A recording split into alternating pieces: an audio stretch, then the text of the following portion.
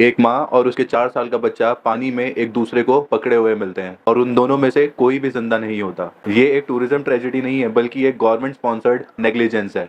30 अप्रैल 2026 को बारगी डैम जबलपुर में MP tourism की एक क्रूज जिसका नाम था नर्मदा क्वीन, जो कि थंडरस्टॉर्म वार्निंग 50 किलोमीटर प्रति घंटा की विंड्स और आईएमडीबी के ऑरेंज अलर्ट इशू करने के बावजूद डेंजरस कंडीशंस में पानी में उतारी गई, सिर्फ इसलिए क्योंकि वो उस दिन का लास्ट वॉयज था।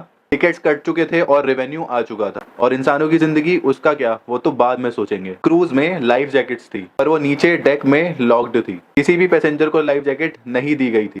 जब तूफान आया तब क्रू मेंबर्स ने लाइफ जैकेट्स को खोलने की कोशिश करी, वो भी तब जब पानी अंदर ऑलरेडी आ चुका था। इस इंसिडेंट के एक सर्वाइवर से जब बात करी गई तो उसने बताया कि बोर्डिंग के टाइम पे किसी ने कुछ नहीं बोला, ना ही लाइफ जैकेट्स दी गई, सिर्फ ये बोला गया कि जाके अंदर बैठ जाओ। और सबसे हैरानी की बात, इस क्रूज की सिर्फ 29 टिकट्स ही बिकी थी, बट एक्चुअल में क्रूज में 40 से भी ज्यादा लोग थे। मतलब ऑरेंज अलर्ट, ओवर क्राउडेड, किसी के पास लाइफ जैकेट नहीं थी, तूफान आ रहा था, बट स्टिल क्रूज पानी में उतारी गई। अब मैं तुम लोगों से ये सीधा पूछता हूँ कि एक्सीडेंट कैसे हुआ। ये एक मर्डर है, सिस्टमैटिक नेग्लिजेंट मर्डर। अब इस पे एक्शन क्या हुआ ये भी देखते हैं। सीएम मोहन यादव ने उस जगह को विजिट किया और उसके बाद एक इंक्वायरी अनाउंस करी।